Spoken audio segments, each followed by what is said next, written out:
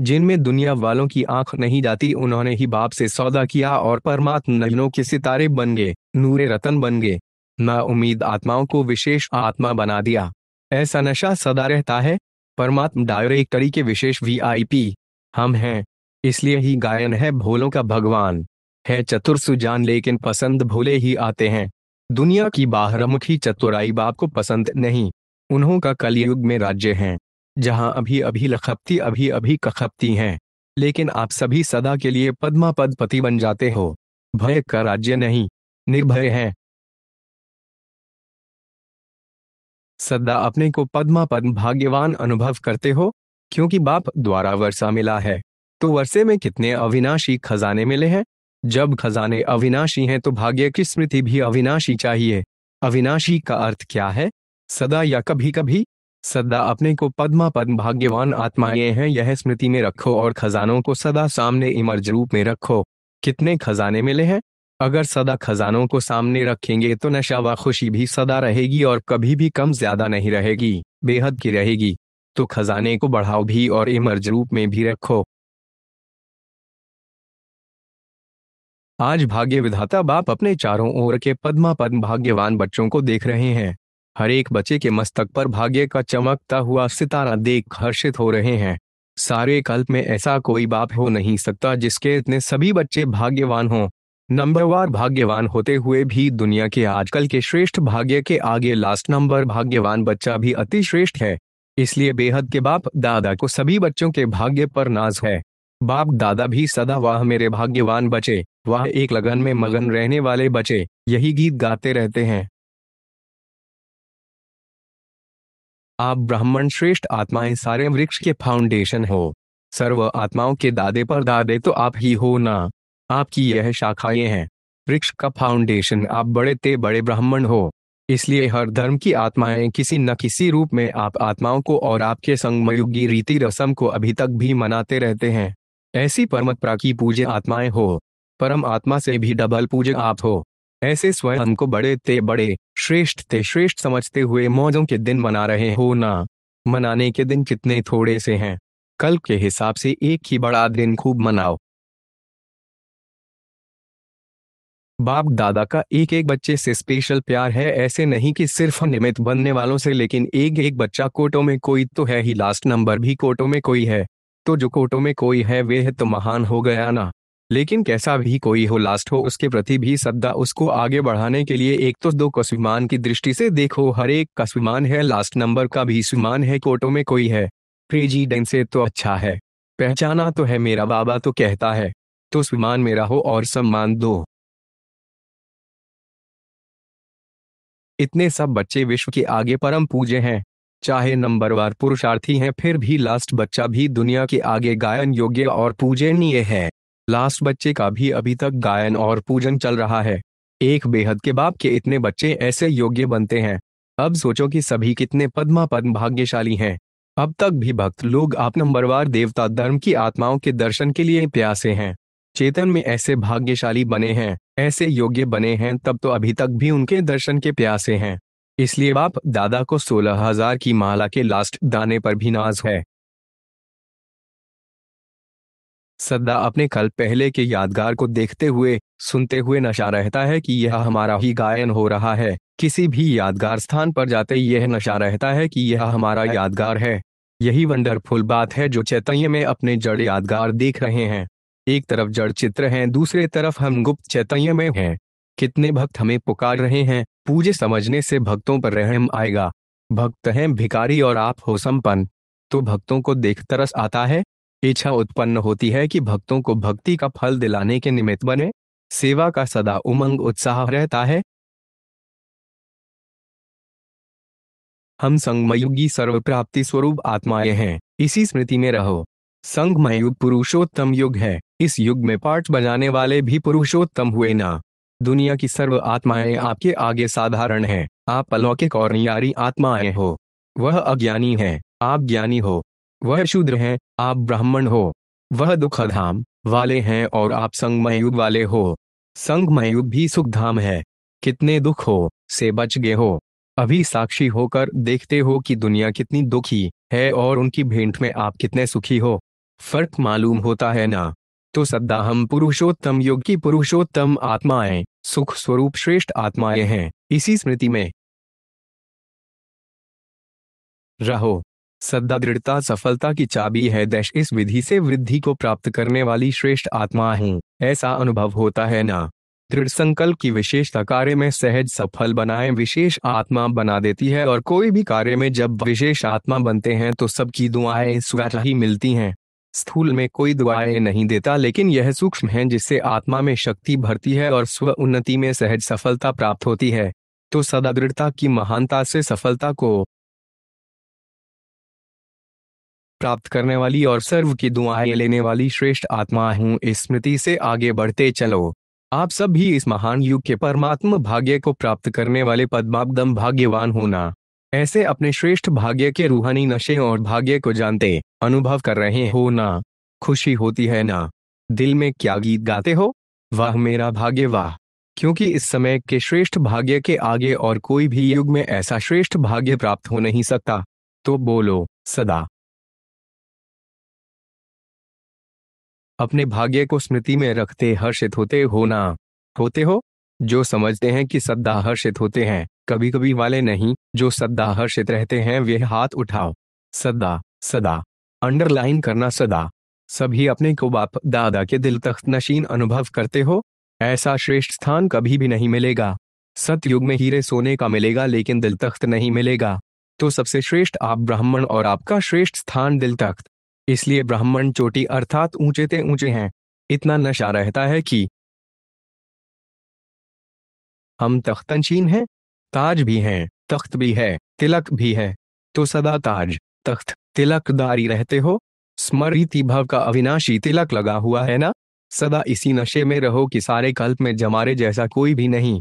यही स्मृति सदा नशे में रखेगी और खुशी में झूमते रहेंगे। कभी सोचा था कि रोज भगवान का वरदान मिलेगा। इतने वरदान किसी को भी कभी भी नहीं मिल सकते। लेकिन आप तो कहते हो हमारा तो अधिकार है। वर्षे पर भी, पढ़ाई पर भी और वरदान पर भी। छोटी बात नहीं है, बहुत बड़ी है। तीनों ही संबंध से तीनों के ऊपर अपना अधिकार प्राप्त कर लिया ना। सभी फख्र से कहते हैं ना बाप मेरा है।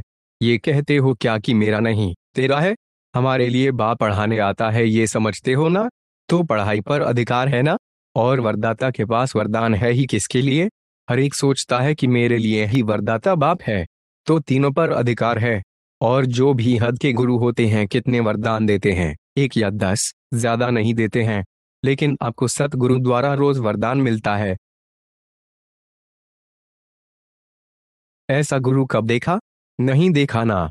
आप लोगों ने ही देखा, लेकिन कल कल्प देखा।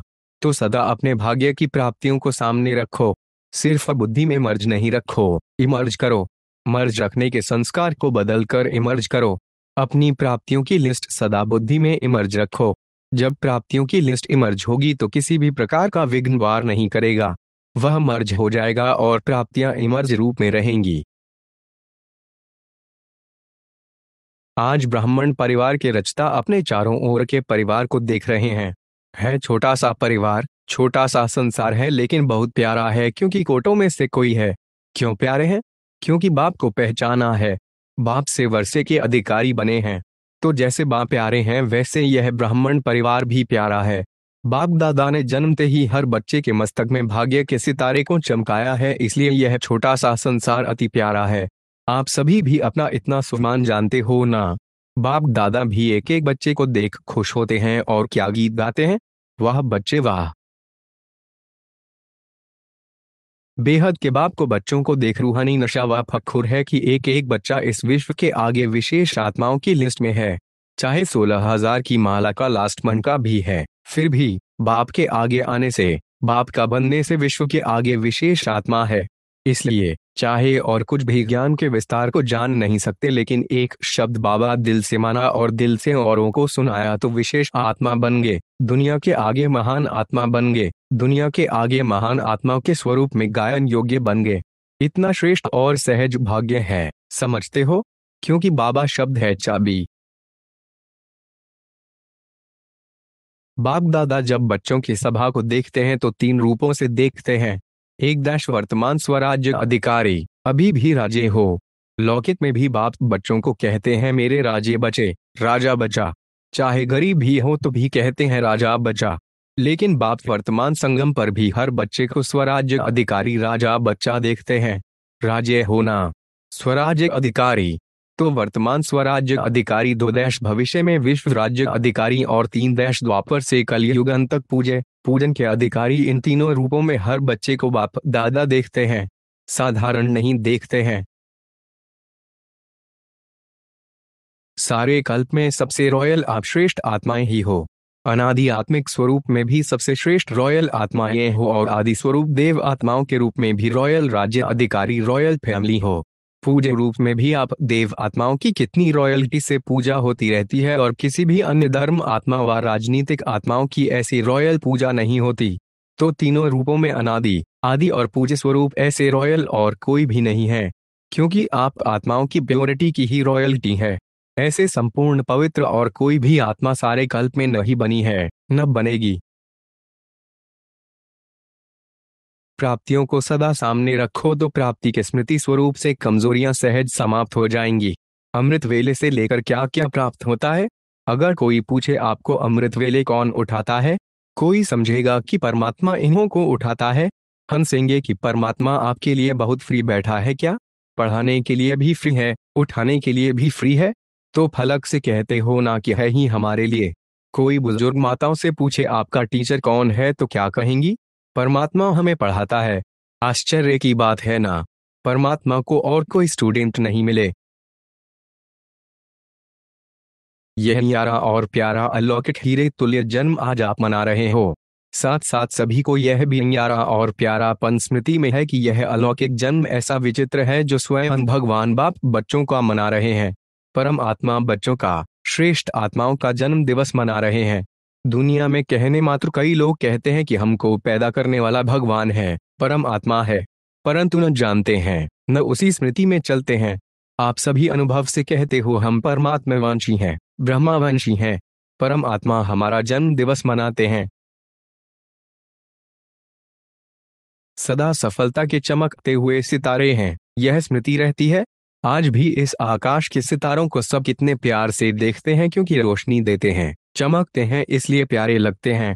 तो आप भी चमकते हुए सितारे सफलता के हो। सफलता को सभी पसंद करते हैं। कोई प्रार्थना भी करते हैं तो कहते यह कार्य सफल हो। सफलता सब मांगते हैं और आप स्वयं सफलता के सितारे बन गए।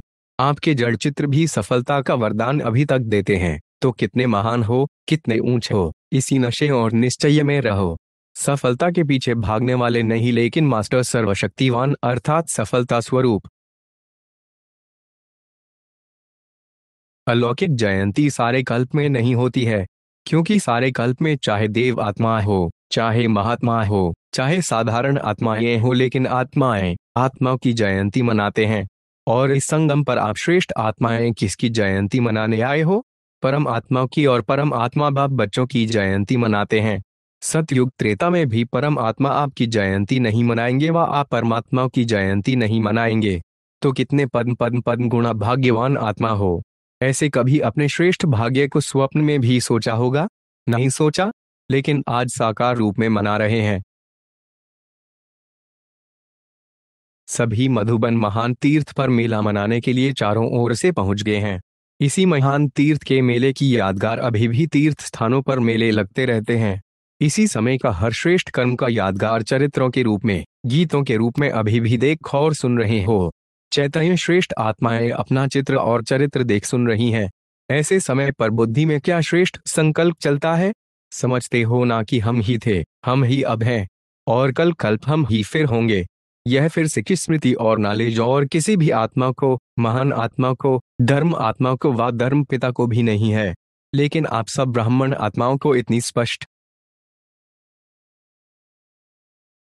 स्मृति है व स्पष्ट नॉलेज है, जैसे 5000 वर्ष की बात कल की बात है। कल थे, आज हैं, फिर कल होंगे।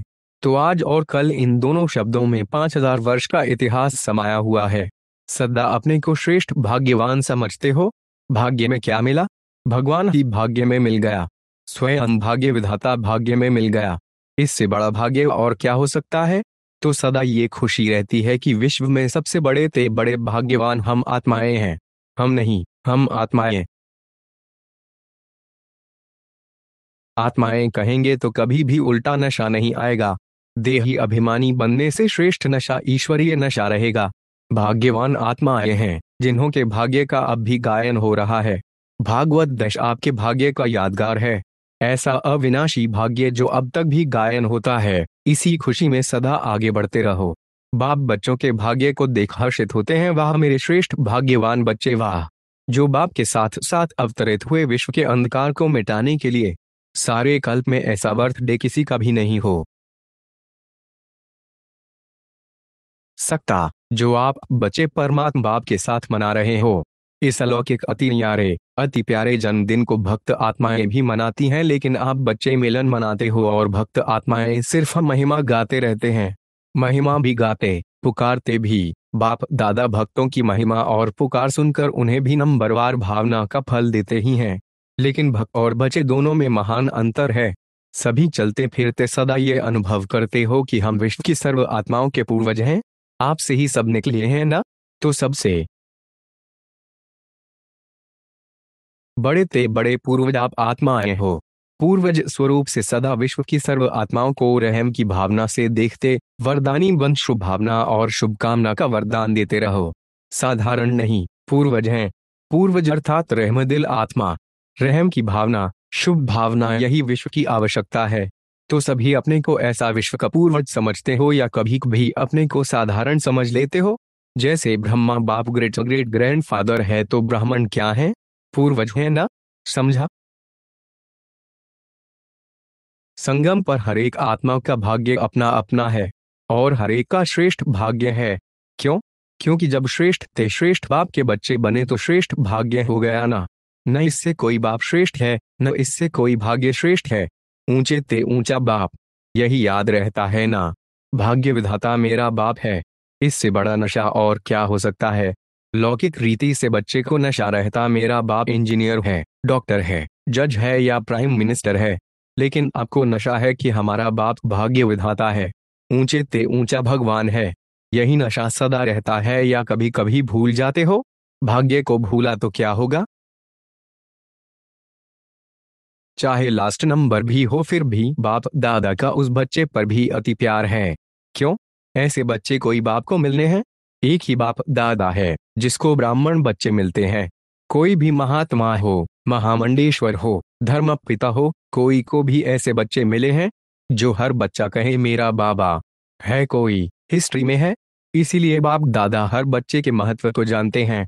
बच्चे कहते हैं हम गीत गाते हैं, वाह बाबा वाह। बाप कहते हैं आपसे भी 100 गुना ज्यादा बाप गीत गाता है, वाह बच्चे वाह। ठीक है ना। वाह वाह हो ना। मधुबन वाले वाह वाह बचे हो ना। पीछे वाले वाह वाह बचे हो ना। ब्रह्मा भोजन खिलाता कौन है?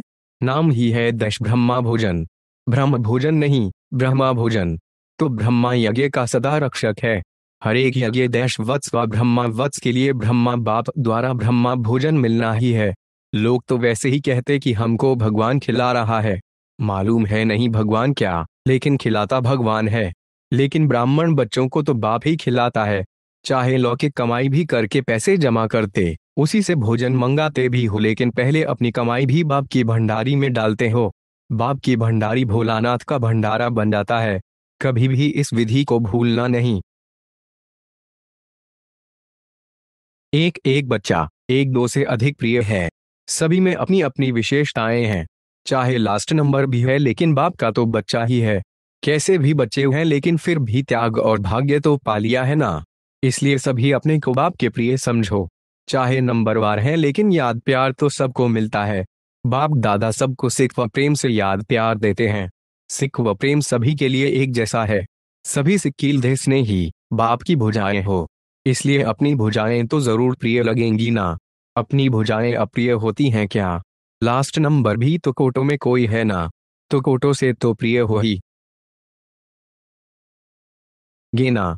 आप सब सच्ची सुहागिन विश्व के अंदर सर्वश्रेष्ठ आत्माएं गाई और पूजी जाती हो। आज का विश्व आप सदा सुहागिन के जड़ चित्रों को देख खुश होता कि यह आत्माएं अमरनाथ अर्थात पति परमेश्वर की सच्ची पार्वतियां हैं।